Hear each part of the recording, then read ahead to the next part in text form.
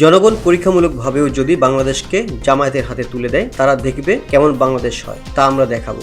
আর রাষ্ট্রীয় ক্ষমতায় জামাত আসলে জনগণ ও রাষ্ট্র নিরাপদ থাকবে। শনিবার বিকেলে নোয়াখালীর বেগমগঞ্জ উপজেলার জিরতলী ইউনিয়নের বাংলাবাজারে অনুষ্ঠিত বাংলাদেশ জামাত ইসলামীর কর্মী সম্মেলনে এসব কথা বলেন জামায়াত ইসলামীর জেলা শাখার নেতাকর্মীরা।